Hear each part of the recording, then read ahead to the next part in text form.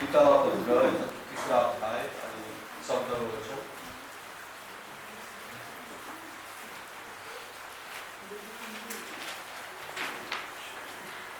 तीतुस की पत्री तिसरा अध्याय 14.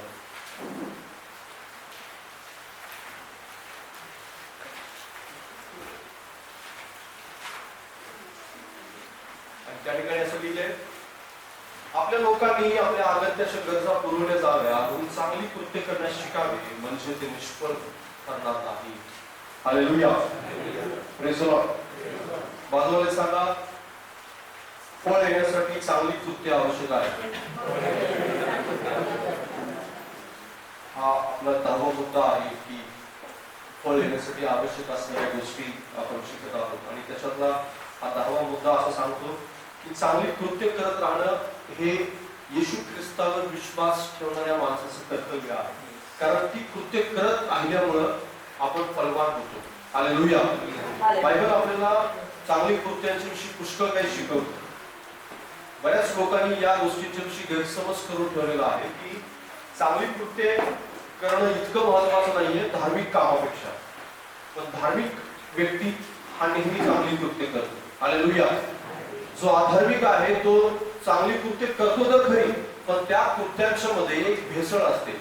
समजा एखादा मनुष्य चांगली कामं करत आहे, एखाद्याला मदत करत आहे आर्थिक रूपाने, किंवा एखाद्याला अन्नदान करत आहे तो, किंवा एखाद्याला कोणत्याही स्वरूपामध्ये कसल्याही प्रकारची मदत करत आहे, पण त्याचा दुसरीकडे भ्रष्टाचार सुरू आहे, किंवा तो भ्रष्टाचार करून वाईट काम करून आणि त्या वाईट कामातला पैसा तो चांगली कृत्य करण्यासाठी वापरत आहे, तर त्या चांगल्या कृत्याला कोणत्याही प्रकारचा अर्थ राहत नाही. ती चांगली कृत्य वाईट कामामध्येच देवाकडून गणली जातात. हालेलुया.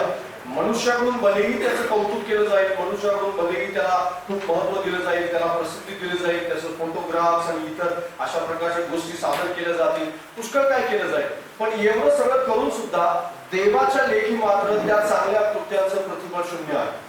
हालेलुया.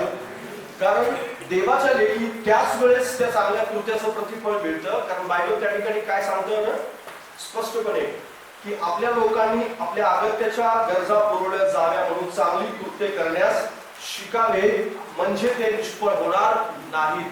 म्हणजे चांगली कृत्य करत असताना नेहमी आपलं जे लक्ष आहे ते देवाकडे असलं पाहिजे, देवाच्या सामर्थ्याकडे असलं पाहिजे, पवित्रतेकडे असलं पाहिजे, परमेश्वराला स्मरून आपण चांगलं कृत्य केलं पाहिजे. बऱ्याच वेळेस चांगली कृत्य करत असताना या गोष्टीकडे महत्व दिलं जात नाही, या गोष्टीकडे जास्त पाहिलं जात नाही. पण बायबल आपल्याला बऱ्याच चांगल्या कृत्यांच्या विषयी शिकवतं. बायबल आपल्याला पाहुणचाराविषयी शिकवतं, बायबल आपल्याला देण्याविषयी शिकवतं, बायबल आपल्याला उसनं देण्याविषयी शिकवतं, बायबल आपल्याला गरीबाला मदत देण्याविषयी शिकवतं, बायबल आपल्याला वेगवेगळ्या प्रकारच्या संकटामध्ये असलेल्या लोकांना बाहेर काढण्याविषयी शिकवतं. आणि ही सगळी जी आहेत, ही सगळी जी कृत्य जी आहेत ही केवळ धार्मिक नाहीये, तर ही चांगली कृत्य आहे. म्हणजे याला आपण चांगल्यामध्ये टाकू, पण ही चांगली कृत्य एक विश्वास ठेवून, परमेश्वरावर विश्वास ठेवून, जो ज्या मनुष्याला मी उसनं देत आहे, ज्या मनुष्याला मी मदत करत आहे, ज्या मनुष्यासाठी मी चांगलं काम करत आहे, तो मनुष्य माझी परतफेड करण्यासाठी सक्षम नाहीये, तो त्या गोष्टींनी तो कधी सामर्थ्य ठरणार नाही, पण ह्या सगळ्या चांगल्या कृत्याची परतफेड माझा परमेश्वर करेल. हालेलुया. हे ज्यावेळेस आपल्या मनामध्ये असतं त्यावेळेस त्याचं एक मोठं प्रतिफळ आपल्यासाठी प्रभू आहे. हालेलुया. कारण प्रतिफळ परमेश्वरच देतो, प्रतिफळ कोणताही मनुष्य या जगामध्ये देऊ शकतो. त्याचा 7वा अध्याय आणि 1 आणि 2 वचन. मिखाचं पुस्तक त्याचा 7वा अध्याय 1-2.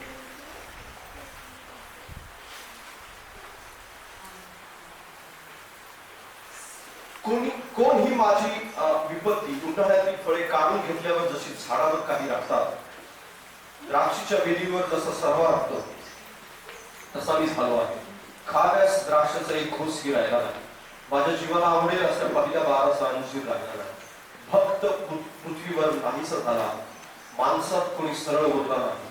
ते सर्व रक्तपात कराव्यास टपल्या, प्रत्येक जण जाळे टाकून आपल्या भावाची पारख करतो. Praise the Lord. मिखा कोणाला सावध करतोय माहिती आहे? इस्रायल लोकांना सावध करतो. आणि इस्रायल लोकांना सावध करत असताना तो तुम्हाला आणि मलाही सावध करत आहे. कारण ज्यावेळेस आपण अशा प्रकारच्या गोष्टी करतो, जर तुम्ही 7वा अध्याय 1 पासून 7 पर्यंत 6 पर्यंत जर वाचलं तर तुमच्या लक्षात येईल की मिखानं कोणत्या प्रकारे इस्रायल लोकांना सावध केलं आणि त्या वचनामध्ये तो सावध करत असताना या गोष्टीवर जास्त भर देतो की मनुष्य चांगले कृत्य करायचा विसरलेला आहे.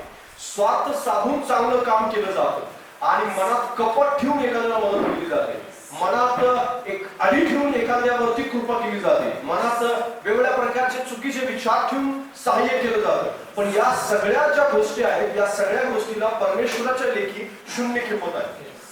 जर परमेश्वरांनी आपल्या चांगल्या कामाचं महत्व जाणावं, परमेश्वरांनी जर आपल्या चांगल्या कामाचं महत्व जाणून त्याचं प्रतिफळ परमेश्वराकडून आपल्याला मिळावं असं जर वाटत असेल तर आपण नेहमी आपल्या मनामध्ये कपट काढून निष्कपटतेनं निस्वार्थी भावनेनं देवाला स्मरून देवाचं नाव लक्षात ठेवून आपण मदत केली. हालेलुया. कारण चांगल्या कृत्याचं प्रतिफळ मिळतच मिळतं आणि पृथ्वीवर मिळतं. हालेलुया. कुठं मिळतं? पृथ्वीवरती मिळतं. हालेलुया. स्वर्गात तर मिळणारच आहे पण पृथ्वीवर सुद्धा त्याचं चांगल्या कृत्याचं मोठं प्रतिफळ परमेश्वर देतो.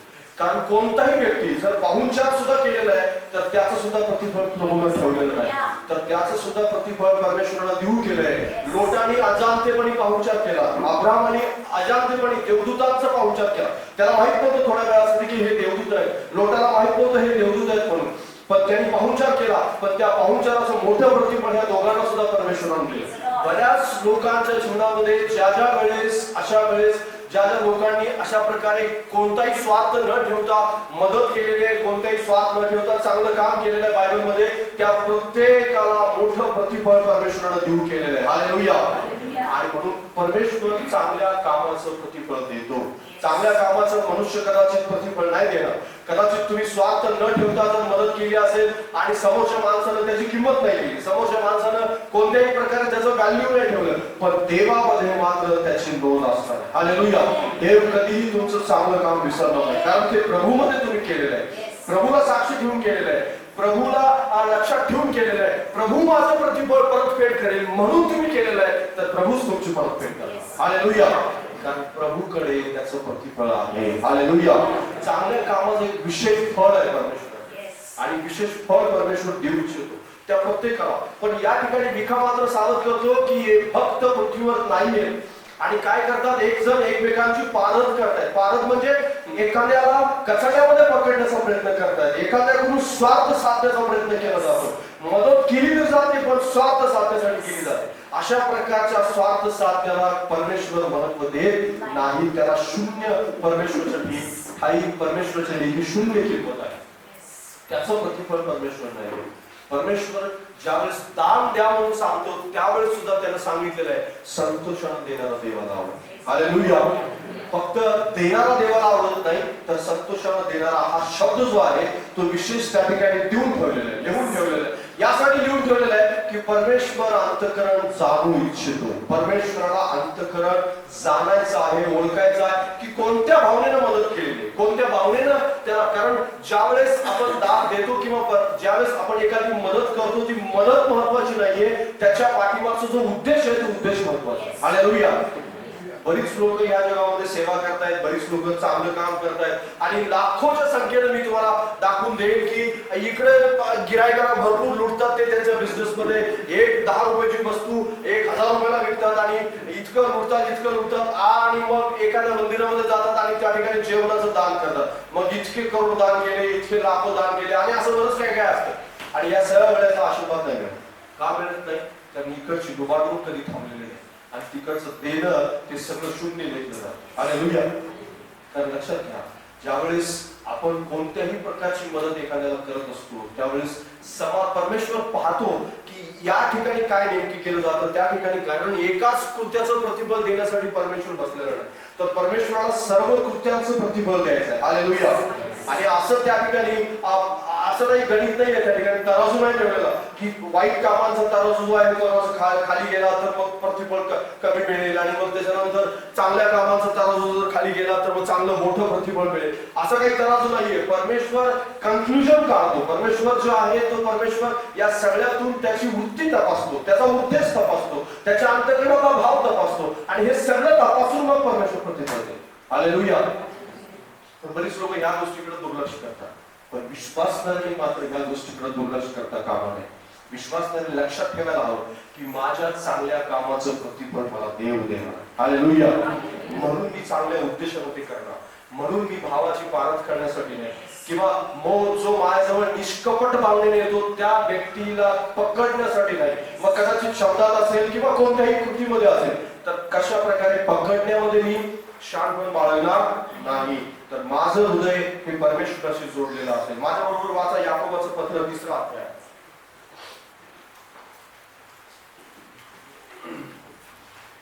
याकोबाचं पत्र 3रा अध्याय. याकूब की पत्री उसका 3रा अध्याय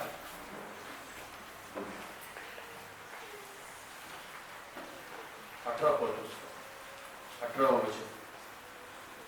याकोबाचं पत्र 3रा अध्याय 18 वचन. पण शांती करणाऱ्यांसाठी नीतिमत्व रूपी फळ देणारे बी शांतीत पेरले जाते. हालेलुया. हालेलुया.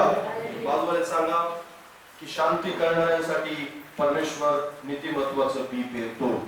बाजूला सांगा. चांगल्या कृत्याला हे शांती करणं हे सुद्धा जोडलं गेलेलं आहे. जर कलस्सेकरास पत्र याचा पहिला अध्याय 10वं वचन जर तुम्ही वाचलं, कलस्सेकरास पत्र याचा पहिला अध्याय 10वं वचन, कुलुस्सियों की पत्री उसका पहला अध्याय 10 पद.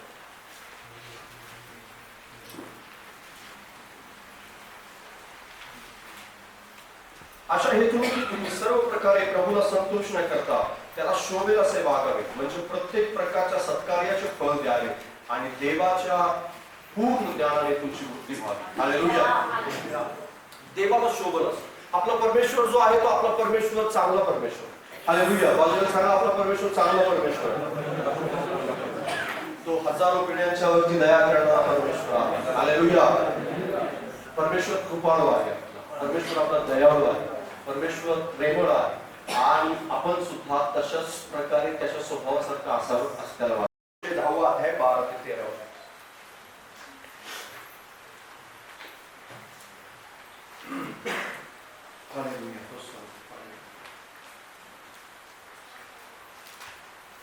तुम्ही आपणासाठी धार्मिकतेची पेरणी करा, म्हणजे प्रेमाची कापणी करा, पडीत जमीन नांगरून काढा, कारण परमेश्वराने येऊन तुम्हाला धार्मिकतेची दृष्टी करा.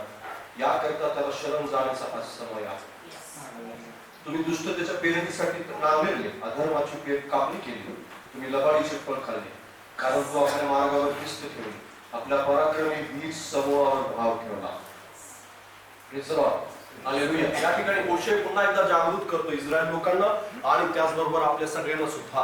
आणि त्या ठिकाणी तो काय सांगत आहे की तुम्ही आपल्यासाठी धार्मिकतेची पेरणी करा, आपल्यासाठी प्रेमाची पेरणी करा, पीडित जमीन नांगरून काढा. म्हणजे सर्वात शेवटी काय सांगतोय की तुम्हाला त्या ठिकाणी जे फळ आहे ते धार्मिकतेचं कापणी जी आहे ती कापणी तुम्हाला करता येईल. हालेलुया. बरीच लोक आज प्रतिफळ घेत असताना त्यांना वाईट वाटतं.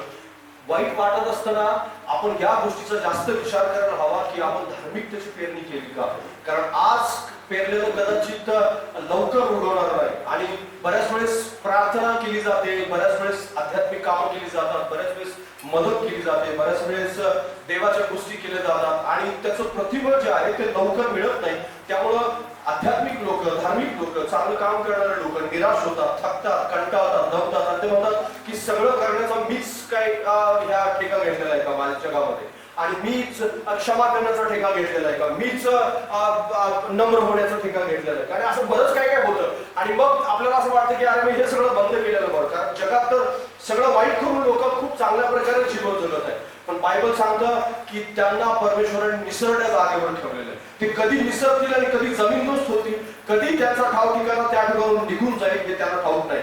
पण ज्यावेळेस आपण धार्मिकतेची पेरणी करतो कदाचित त्याचं प्रतिफळ तुम्हाला लवकर मिळणार नाही, कदाचित त्याच्या प्रतिफळासाठी वेळ लागेल, परमेश्वर वेळ घेईल आणि वेळ जरी घेतला तरी प्रतिफळ मात्र तुमच्यासाठी राखून ठेवलेलं आहे. परमेश्वराने त्याची पेरणी जर केलेली आहे तुम्ही, तर त्याची कापणी सुद्धा तुम्ही खूप मोठ्या प्रमाणामध्ये करा. हालेलुया. आणि म्हणून कधीही ती पेरणी थांबवू नका, कधीही त्या पेरणीच्या बाबतीत कंटाळा करू नका, कधीही त्या पेरणीच्या बाबतीत असं म्हणू नका की मीच का हे सगळं करणार. जरी तुम्ही करत असाल, तुमच्या घरातून तुम्ही एकटे असाल, तुमच्या फॅमिलीतून तुम्ही एकटे असाल, तुमच्या समाजातून तुम्ही कदाचित एकटे असाल आणि चर्च मधून तुम्ही खूप थोडके लोक असाल आणि म्हणाल की मीच करतोय, चर्च मध्ये बरेच लोक हे करत नाहीये, तर लक्षात ठेवा तुमच्यासाठी परमेश्वराने मोठी कामगिरी ठेवलेली. हालेलुया. तुमच्या फॅमिलीतून असेल, तुमच्या चर्चमधून असेल आणि वेगवेगळ्या प्रकारच्या समाजातून असेल, तुमच्यासाठी परमेश्वराने कापणी राखून ठेवलेली आहे. कारण जो कोणी धार्मिकतेची पेरणी करतो त्याला परमेश्वरानं खूप चांगल्या मोठ्या प्रमाणामध्ये प्रतिफळ राखून ठेवलेलं आहे. लक्षात ठेवा. कारण देवाकडे त्या गोष्टीचं प्रतिफळ आहे. परमेश्वर ते प्रतिफळ विसरणार नाही. परमेश्वर तुमची पेरणी विसरणार नाही. परमेश्वर तुम्ही केलेलं देवाच्या राज्यामध्ये केलेलं काम कधीही विसरणार नाही. आणि म्हणून चांगलं काम हे देवाच्या राज्याला धरून केलेलं चांगलं काम, देवाला धरून केलेलं चांगलं काम, देवाच्या सामर्थ्याला धरून केलेलं चांगलं काम किंवा देवाला स्मरून केलेलं चांगलं काम, देवाकडून प्रतिफळ मिळण्याची अपेक्षा ठेवून केलेलं चांगलं काम, त्याचं प्रतिफळ तुम्हाला मिळाल्याशिवाय राहणार नाही. हालेलुया. कारण चांगल्या कामाचं प्रतिफळ परमेश्वराकडे आहे आणि फळ येण्यासाठी चांगलं काम करत राहिलं पाहिजे आणि सतत चांगलं काम करत राहा. मी तुम्हाला आता वचन आपण वाचत नाही, ते वचन इतकं वाचण्यासाठी वेळ नाहीये. याकोबाचं पत्र याचा 3रा अध्याय 13 पासून 18 पर्यंत तुम्ही घरी जाऊन वाचा आणि त्या वचनांच्या मध्ये सुद्धा चांगल्या कामांच्या विषयी, शांती करण्याविषयी आणि त्याच प्रकारे वेगवेगळ्या प्रकारच्या आध्यात्मिक गोष्टी करण्याविषयी त्या ठिकाणी तुम्हाला वाचायला मिळेल. याकोबाचं पत्र 3रा अध्याय 13 पासून 18 पर्यंत लिहून ठेवा आणि नंतर तुम्ही घरी जाऊन ते वाचू शकता. पुढचा मुद्दा चांगलं काम करत राहणं म्हणजे त्याचं मोठं प्रतिफळ आहे. दुसरा मुद्दा जो आहे तुम्हाला तुमच्या पाचारणाची खात्री पाहिजे. दुसरे पेत्र याचा 1ला अध्याय, पत्रस की दूसरी पत्री उसका 1ला अध्याय 5 से लेकर 10 तक. पेत्राचं दुसरं पत्र त्याचा 1ला अध्याय 5 पासून 10 पर्यंत.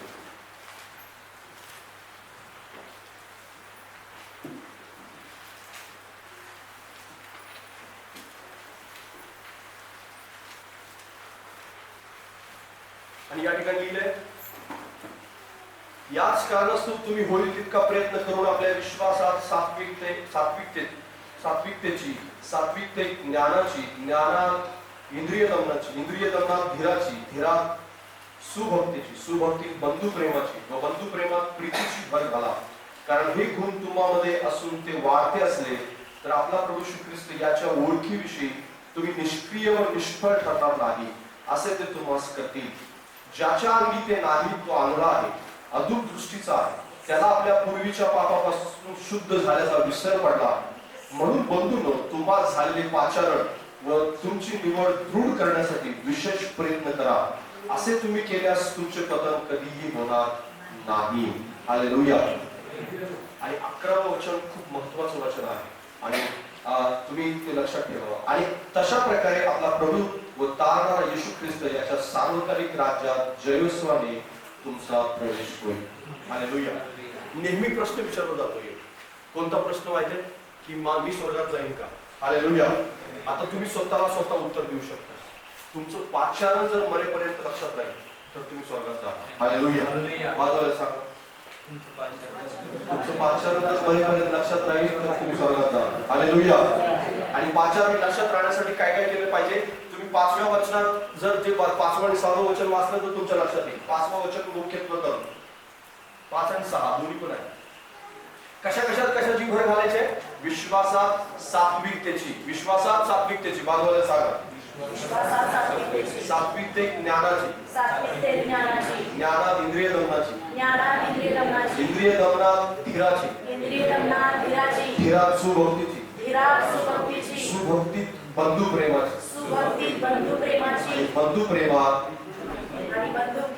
बंधुप्रेमात प्रीतीची भर घाला. हालेलुया.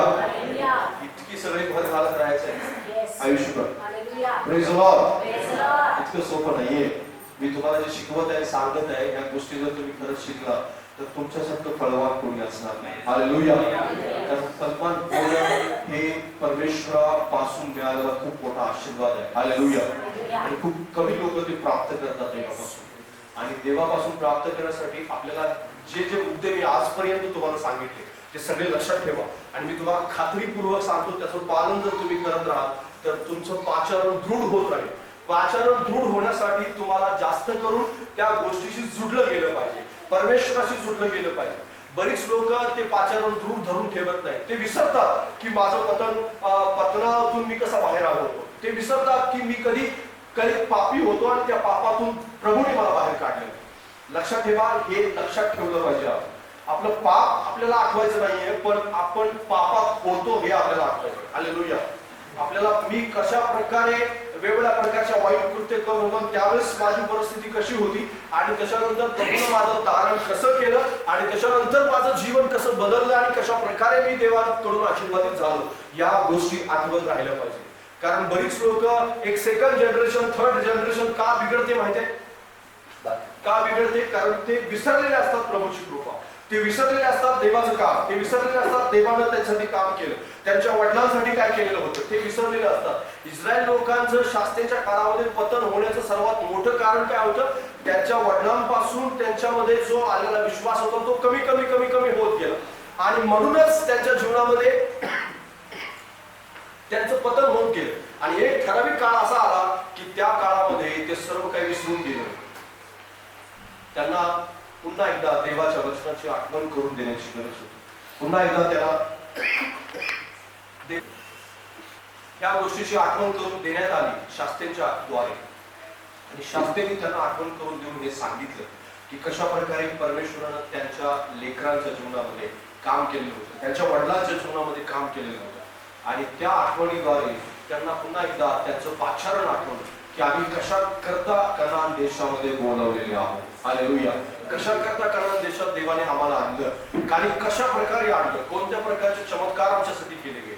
आणि नंतर तुम्ही यजराचं कथन वाचाल, नेहम्याचं कथन वाचाल, त्याच्यानंतर वेगवेगळ्या प्रकारच्या लोकांनी कथन वाचलं तर तुम्ही लक्षात येईल की त्या लोकांनी या सगळ्या गोष्टीची पुन्हा एकदा इस्रायल लोकांना नव्यानं आठवण करून दिली. हालेलुया. हे नव्यानं आठवण करून देण्याची रोज गरज आहे. हालेलुया. Praise the Lord.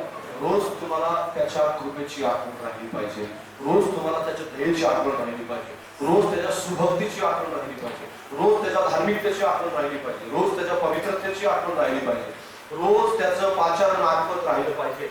तुमचं पाचारण ज्या दिवशी तुम्ही विसराल त्या दिवशी तुम्ही देवापासून कधी बाजूला हळूहळू फेकले जाल तुमच्या लक्षात येणार नाही. जे थर्ड जनरेशन, फोर्थ जनरेशन आहेत ख्रिस्तामध्ये, त्यांचं पाचारण ते विसरले. त्यांच्या वडिलांना कधी काळी येशूने बदललेलं होतं, देवाने बदललेलं होतं, या गोष्टीवर त्यांचा विश्वासच नाही राहत. या गोष्टी त्यांना ते फक्त नावानेच ख्रिश्चन आहेत, ते फक्त वेगवेगळ्या प्रकारच्या धार्मिक कर्मकांडानेच केवळ ख्रिश्चन आहे. पण अशा प्रकारच्या ख्रिश्चन लोकांचं काहीही उपयोग नाही लक्षात. कारण देवबाप त्याच्या लोकांच्या जीवनामध्ये त्या सामर्थ्याने काम करू इच्छितो, ज्या सामर्थ्याने त्याच्या पहिल्या पिढीमध्ये काम केलं. हालेलुया. पण आज सुद्धा परमेश्वर तुमच्यावरती तशीच प्रीती करतो ज्या दिवशी तुमचं तारण झालं होतं. हालेलुया. आणि तीच प्रीती आज सुद्धा आहे आणि मरणाच्या शेवटच्या क्षणापर्यंत तीच प्रीती राहणार. हालेलुया. पण ती प्रीती राहण्यासाठी तुम्हाला तुमचं पाचारण लक्षात आलं पाहिजे. तुम्हाला नेहमी आठवत राहिलं पाहिजे की मी कशा करता बोलवलेलं होतो, कशा करता कशाद्वारे माझं परिवर्तन झालं, कसं माझ्या जीवनामध्ये कशा प्रकारे चमत्कार झाला, कशा प्रकारे मी बदललो आणि मी काय होतो नेमका. आणि हे ज्यावेळेस समजलं त्यावेळेस तुमच्या जीवनामध्ये अद्भुत काम झाल्याशिवाय राहणार कारण नाही. कारण त्या ठिकाणी नववचनात सांगतं, ज्याच्या अंगी ते नाही तो काय आहे बरं? आंधळा आहे आणि तो अधूर दृष्टीचा आहे आणि त्याला आपल्या पूर्वीच्या पापापासून शुद्ध झाल्याचं काय पडलंय? विसर. अधूर दृष्टी. अधूर म्हणजे काय? त्याला दूरचं नाही दिसत, त्याला जवळचं दिसत, लांबचं नाही दिसत. त्याला लांबचं म्हणजे पाठीमागचं पण लांबचं दिसत नाही आणि पुढचं पण लांबचं दिसत नाही. म्हणजे पुढचं काय की मी जर असंच वागत राहिलो तर पुढं मी कधीही स्वर्गात जाणार नाही, हे त्याला दिसत नाहीये. आणि पाठीमागचं काय दिसत नाही? पाठीमागचं हे दिसत नाही की मी कधी काही पापात होतो आणि इथंपर्यंत परमेश्वराने मला त्याच्या कृपेने आणलेलं आहे. हालेलुया. म्हणजे अधूर दृष्टी ही दोन्ही साईडला आहे त्याची. समजते मी तुम्हाला काय सांगतो? अधूर दृष्टी जी आहे ती दोन्ही साईडला आहे, इकडे पण आहे आणि इकडे पण आहे, पण दोन्ही साईडला आपली अधूर दृष्टी असायला. हालेलुया. कारण बऱ्याच वेळेस अधूर दृष्टी ही जर नसेल किंवा दूरचं जर तुम्हाला दिसलं नाही तर लक्षात घ्या तुम्ही तुमचं पाचारण विसरून जा. आणि पाचारण ज्या दिवशी विसराल त्यावेळेस तुम्ही निष्फळ व्हायला चालू व्हा. कारण बायबल स्पष्टपणे सांगतं ते निष्फळ बनतात. निष्फळ कधी बनतात? निष्फळ इथं लिहिलेलं आहे. 8वं वचन. कारण हे गुण तुम्हामध्ये असून ते वाढते असले तर आपला प्रभू येशू ख्रिस्त याच्या ओळखीविषयी तुम्ही निष्क्रिय व निष्फळ ठरणार नाही. हालेलुया.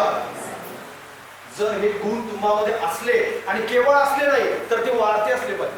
हालेलुया. पाहिजे, इंद्रिय दमन वाढलं पाहिजे, धीर वाढला पाहिजे आणि सात्विकता वाढली पाहिजे, त्याच्यानंतर वेगवेगळं बंधुप्रेम वाढलं पाहिजे. हे सगळं वाढत राहिलं पाहिजे आणि वाढत राहून तरच तुमचं जीवन हे जास्त करून फळ देत राहील. हालेलुया. हालेलुया. म्हणजेच काय की फळ देण्यासाठी पाचारण लक्षात राखण्याची आवश्यकता आहे. बाबाने सांगा, फळ देण्यासाठी पाचारण लक्षात राखण्याची आवश्यकता आहे. जर तुमच्या लक्षात पाचारण नसेल तर निष्फळ राहतो. इस्रायल लोक काही काळानंतर निष्फळ झाले. त्यांचं पीक चोरून नेण्यात आलं. त्यांचं जे फळं होती ती फळं काढून घेऊन जाण्यात आली. का काढून घेऊन जाण्यात आली? कारण ते पाचारण विसरले होते. आणि इस्रायल देशामध्ये का आहोत हे ते विसरले होते. कारण देशामध्ये परमेश्वराने आम्हाला का आणलं हे ते विसरले होते. आणि विसरल्यामुळं, अदूरदृष्टी झाल्यामुळं, त्यांना दूरचं न दिसल्यामुळं त्यांच्या जीवनातून फळं निघून जाऊ लागले. कारण त्याच देशामध्ये एक द्राक्षीचा गट खांद्यावरून घेऊन जाला जात होता, म्हणजे खांद्यावरून गेला जात होता. आणि त्याच देशामध्ये द्राक्षीचे फळ येणं मुश्किल झालं. त्यांना चोरून लपवून द्राक्षाची मळणी करावी लागली. आणि वेगवेगळ्या प्रकारेच्या गोष्टी ज्या आहेत त्यांची फळं जी आहेत ती निष्फळ. कारण बायबल स्पष्टपणे सांगतं देवाने त्यांच्यावर फुंकर घातली, त्यांच्या फळावरती फुंकर घातली आणि ते फुंकर घातल्यामुळं ते निष्फळ बनले. ज्यावेळेस शास्त्रीने त्यांना आठवण करून दिली, देवाकडे ते फिरले, पुन्हा एकदा परमेश्वराने त्यांना आशीर्वाद केले. पुन्हा एकदा परमेश्वराने त्यांच्या जीवनामध्ये फळं द्यायला चालू केली. आणि तुमच्याही जीवनामध्ये तशा प्रकारे होऊ शकतं. आणि जर तुम्ही पाचारण लक्षात ठेवा तर लक्षात घ्या, तुम्ही निष्फळ कधीच असाल. तुम्हाला फळं येत नाही आणि नेहमी फळं येतात. कुठल्याही प्रकारचं फळ तुमचं गळून पडणार नाही, तर फळ टिकून राहते आणि त्याचं संरक्षण जे आहे ते परमेश्वर करेल. हालेलुया. सर्वात महत्वाची गोष्ट, शेवटची गोष्ट आपण वाचूया आणि माझ्याबरोबर काळा 2 कोरिन्थीकरास 9वा अध्याय.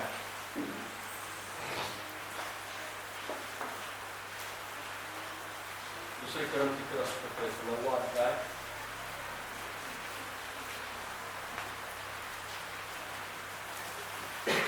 8 ते 10 वचन वाचणार. कोरिन्थीची दुसरी पत्री 9वा अध्याय 8 से लेकर 8 ते 10.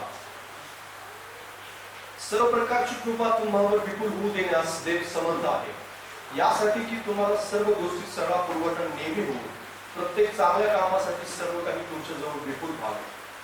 तो चहूकडे वाटप करीत असतो, दारिद्र्यास दानधर्म करीत असतो, त्याचे नीतिमत्व युगानुयुग राहते, असे शास्त्रात लिहिले आहे. जो पेरणारा बी पुरवतो व खाण्याकरता अन्न पुरवतो, तो तुम्हाला बी पुरवील व ते बहुगुणित करील आणि तुमच्या नीतिमत्वाचे फळ वाढवी. हालेलुया. Praise the Lord. वाचवल्या सांगा, देवाला देणारा फलवंत होतो. सर्वात शेवटची गोष्ट आहे की देवाला दिलेली आपण जास्त फलवंत होतो. हालेलुया. जो देत नाही तो फलवंत होऊ शकत नाही. आणि देणं हे परमेश्वराला आवडणारी गोष्ट आहे आणि म्हणून द्यायला सुद्धा आपण शिकलं पाहिजे. कारण देणं मध्ये सुद्धा एक प्रकारचं फळ लपलेलं आहे आणि ते फळ परमेश्वर आपल्याला देऊ इच्छितो. मलाकीचं पुस्तकाचा 3रा अध्याय आणि 11वं वचन वाचा. मलाकी त्याचा 3रा अध्याय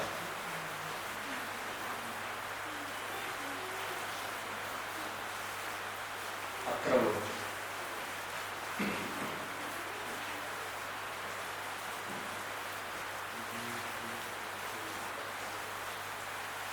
तुमच्या भूमीच्या पिकाची नासाडी होऊ नये म्हणून ते खाऊन टाकणाऱ्यास मी तुम्हासाठी धमकावी. तुमच्या बागेतील द्राक्षांचे फळ अकाली गळणार नाही, असे सेनाधीश परमेश्वर म्हणतो. हालेलुया. Praise the Lord. देण्याबरोबर एक खूप मोठ्या प्रकारची फळं या ठिकाणी लिहून ठेवलेली आहेत. आणि जसं कोरिन्थीकराच्या पत्रामध्ये आपण वाचलं आणि मलाकीमध्ये सुद्धा वाचतो, ज्यावेळेस आपण द्यायला लागतो म्हणजे त्याच्या पूर्वीची जी वचनं आहे ती देण्याविषयी आहे. म्हणजे दिल्याने आपल्याला कशा प्रकारे आशीर्वाद मिळतो त्याच्याविषयी. पण नंतरची वचनं मी तुम्हाला यासाठी वाचायला लावली की ती केवळ फळाविषयी लिहिली. म्हणजे दिल्याने आपल्याला कसा आशीर्वाद मिळतो, दिल्याने कशा प्रकारचं फळ आपल्याला प्राप्त होतं. आणि त्या ठिकाणी स्पष्टपणे लिहून ठेवलेलं आहे की दिल्याने परमेश्वर काय करतो, ज्यावेळेस 10व्या वचनामध्ये दशमांश देण्याविषयी लिहिलेलं आहे आणि त्याच्यानंतर ज्यावेळेस करंजीकराचं पत्र आपण वाच काढतो त्यावेळेस 7 आणि 8 वचनामध्ये लिहिलेलं आहे देण्याविषयी, म्हणजे देवाला संतोषाने देणारा देवाला आवडतो, द्या म्हणजे तुम्हाला दिले जाईल वगैरे, या सगळ्या गोष्टी त्या ठिकाणी लिहिलेल्या आहेत. पण दिल्यानंतर परमेश्वर काय करतो नेमकं, तर दिल्यानंतर परमेश्वर काय करतो, तुमच्या पिकाची नासाडी होऊ नये म्हणून तो खाऊन टाकणाऱ्यास धमकावतो. हालेलुया. बाजूला सांगा, खाऊन टाकणाऱ्यास धमकावतो. परमेश्वर तुमच्या द्राक्षदातांचं संरक्षण करतो. बाजूला सांगा, मला बोलायला प्रॉब्लेम आहे, तुम्हाला नाहीये. हालेलुया. Praise the Lord. परमेश्वर तुमच्या पिकाचं संरक्षण करतो. सुरुवातीलाच आपण पाहिलं होतं की परमेश्वर पिकाचं संरक्षण कधी करतो माहिती आहे, जे झाड त्याला काय देतं, फळ देतं. संदेश जर तुम्हाला आठवत असेल, फळ न देण्याच्या परिणामाविषयी मी सांगितलं. आठवत आहे का तुम्हाला? फळ न देण्याचे परिणाम जे आहेत ते परिणामांच्या विषयी सांगितलं आणि त्याच्यामध्ये एक मुद्दा असा होता की जो फळ देत नाही त्याचं परमेश्वर संरक्षण नाही करत. हालेलुया. त्याच्यामध्ये एक मुद्दा होता की जो फळ देत नाही त्याचं परमेश्वर काय करत नाही, संरक्षण करत नाही. पण जो फळ देतो तो त्याचं परमेश्वर विशेष रक्षण करतो. हालेलुया. परमेश्वराची विशेष कृपा त्याच्यावरती असते, परमेश्वराचं विशेष लक्ष त्याच्यावरती असतं. या कोरोनाच्या काळामध्ये त्याचं लक्ष कितपत आपल्यावरती आहे याची प्रचिती बऱ्याच लोकांना आलेली. हालेलुया.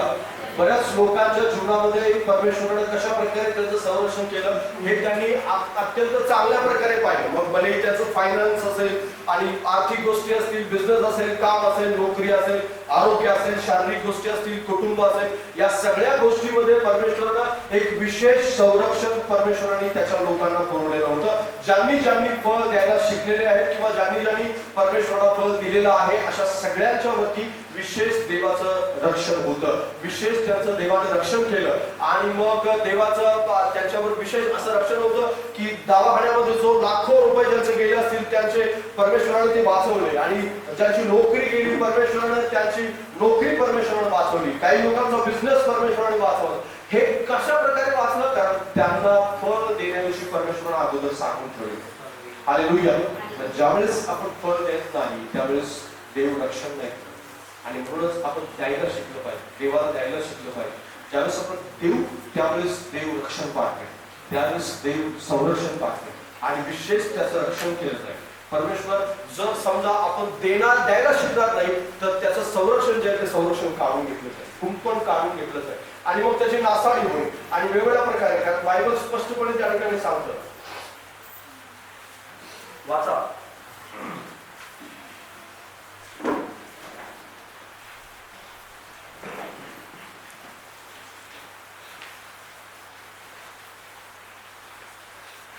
सातव्या वचनापासून पुढे, तिसरा अध्याय, मला तिसरा अध्याय 7व्या पासून पुढे.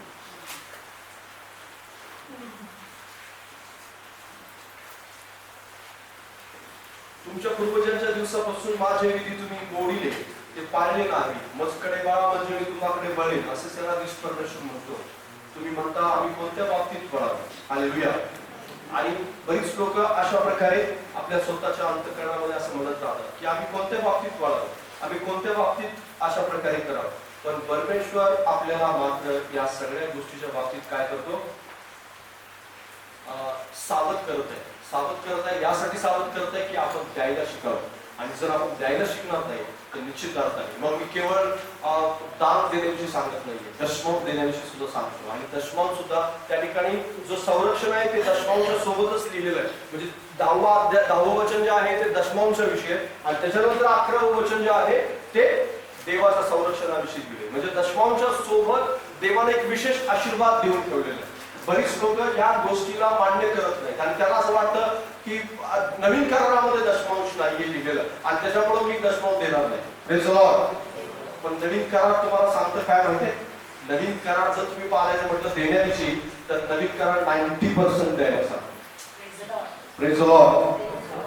आता म्हणजे थंड चालू आहे, 10% परवडलं, 90% काय 90% काय सांगताय तुम्ही. हो, परमेश्वर काय सांगतो माहिती आहे, द्या म्हणजे तुम्हास दिले जाईल आणि त्या किती आकडाने दिले. Praise the Lord. म्हणजे तुम्हाला झळ पोचेल इतकं द्या आणि झळ 90% दिल्यानंतरच पोचते. Praise Lord. जर ही 90% दिल्यानंतरच पोचणार आहे. म्हणजे जर पोचल इतकं जर द्या तर मात्र आपल्याला 10%पेक्षा जास्त द्यायला सांगतो नवीन करा. हालेलुया.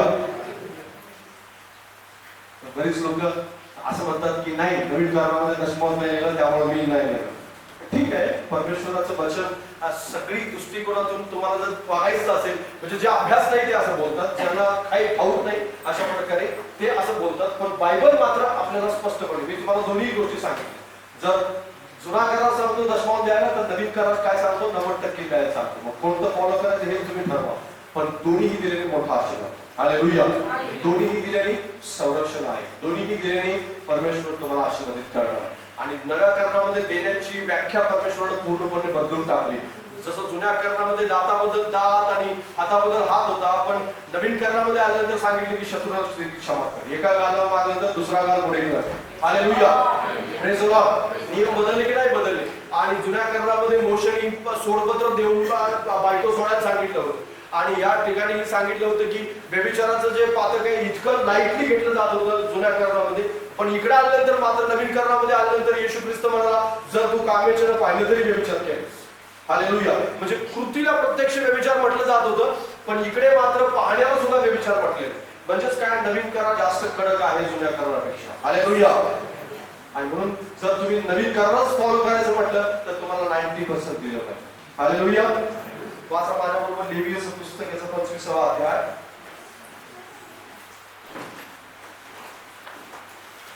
मी तुम्हाला कन्फ्युजन मध्ये टाकत नाहीये, मी तुम्हाला गोंधळात टाकत नाही.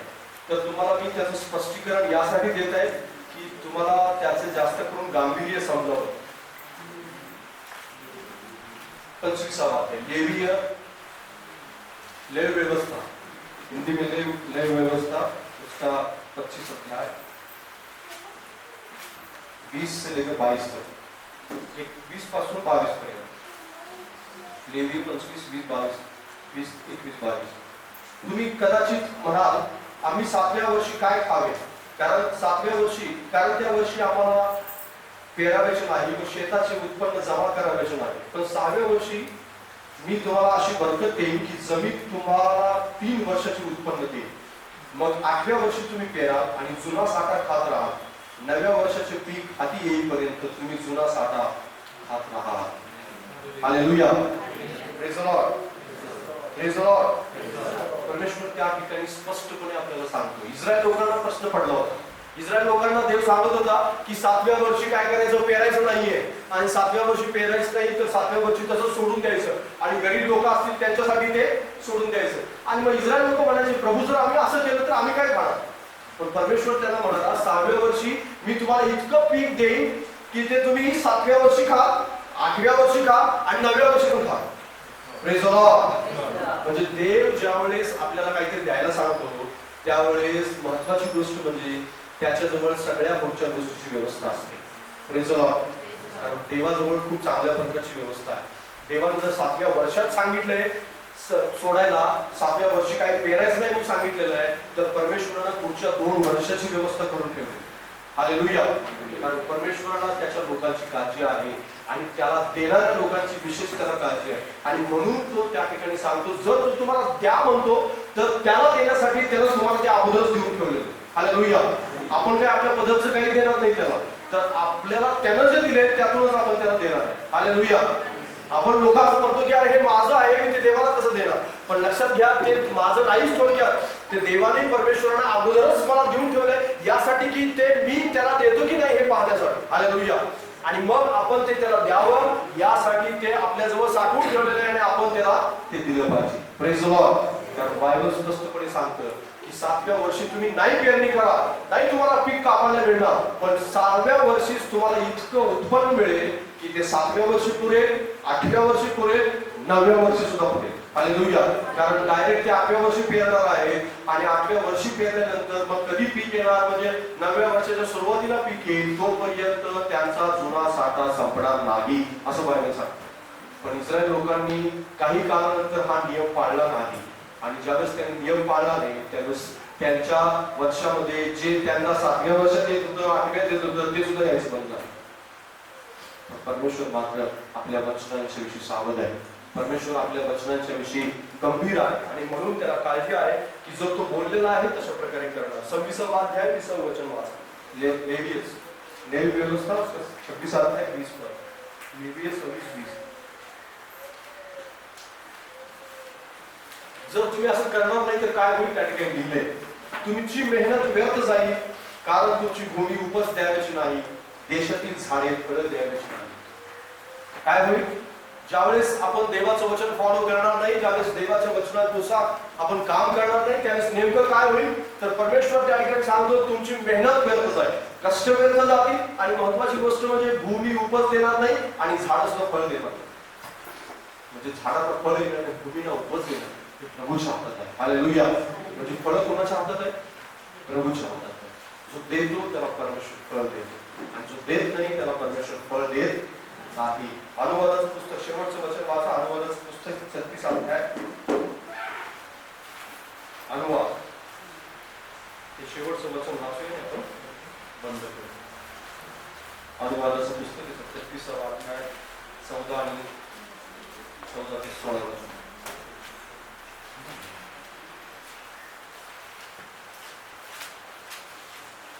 या वचनातून हे वचन तुम्ही सगळ्यांनी एकत्र वाचावं अशी माझी विनंती आहे तुम्हाला. 14 ते 16 वचन.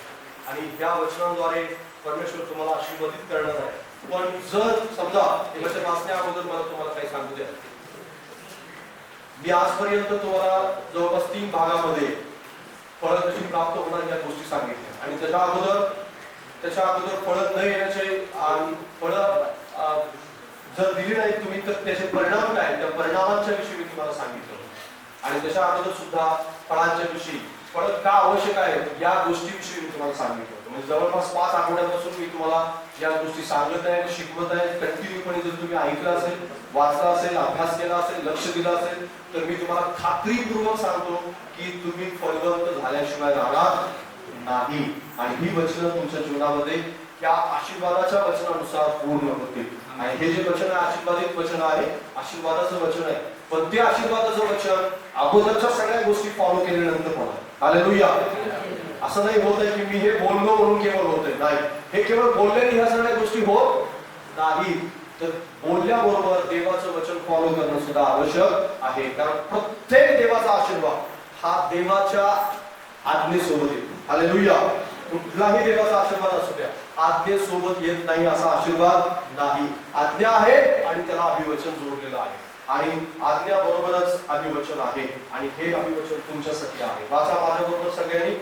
सूर्यामुळे मिळणारे मौल्यवान पदार्थ, चंद्रकलामुळे मिळणारे बहुमोल पदार्थ, पुरातन पर्वतातील उत्तम वस्तू, सनातन टेकड्यावरील अमूल्य शिल्लक आणि पृथ्वीवर तिच्या भांडारातील अमूल्य वस्तू याचा आशीर्वाद आणि जो झुडपात राहत होता त्याची प्रसन्नता योसेफाच्या मस्तकावर येऊन जो आपल्या पौवाला प्रमुख होता त्याच्या मस्तकावर हे सर्व. आमेन आमेन आमेन. प्रभू करून त्या वचनानुसार तुम्हाला आशीर्वादित करो आणि जर तुम्ही सगळी वचनं प्रभूची फॉलो केली तर तुम्ही खूप श्रीमंत व्हा आणि जशा प्रकारे योसेफ त्याचा वंश इफ्राईम आणि मनुष्य आशीर्वादित झाले तशा प्रकारे तुम्ही सुद्धा आशीर्वादित असा. या आपण